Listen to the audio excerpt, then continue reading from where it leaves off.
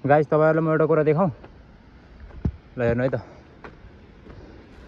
गरेछ त्यहाँ त्यहाँसम्म रोड गरेछ अनि त यो जुम गर्नेलाई यो त्यहाँसम्म चाहिँ बाटो गएको रहेछ ल अझ पनि स्विमिङ गर्ने ठाउँ पनि छ यार त्यहाँ त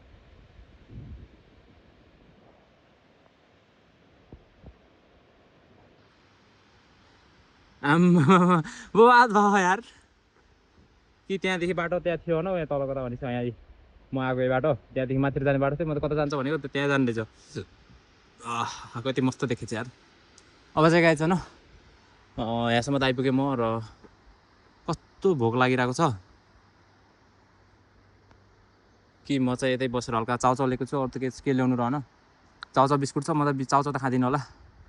नुनिलो खायो भने झन् पानी हुन्छ पानी नै छैन यतातिर त्यहाँ तल पानी पिउने भने त्यहाँ चाहिँ अलिक धमिलो पानी थियो क्या पिउने लागेको जस्तो लागेन नि त्यही भएर नपिएको अनि त्यही भएर अब यता पल्लोतिर गाउँ रहेछ भने पानी मागेर खानु पर्ला कस्तो अर्कै देखेको यार यस्तो दामी ठाउँ पनि होइन त्यही हो एकछिन यहाँ बस्नु पऱ्यो र अनि बढ्नु पर्ला अगाडि म त 12 बजिसक्यो जस्तो लागिरहेको थियो 12 बजेर भर्खरै 11:40 भएको रहेछ यार म त बट छिटै आइदिएको लगभग 3 किलोमिटर जति चलिसक्यो होइन खुट्टा पैदल यात्रा गरिसक्यो 3 किलोमिटर जति नौ भने 10 बज्न आँटेको थियो रहेछ 10 देखि 11 मतलब 1-1.5 घन्टाको समथिङ 1.5 घन्टामा म यत्रो यात्रा हिँड्दै भनेको यार चलो ठिक छ मेरो हालत पनि फेरि त्यस्तै छ नि फेरि यात्रा जति गरे त्यही अनुसारको हेर्नु न यो पुरा यो डाँडाहरू यस्तो भइहाल्छ है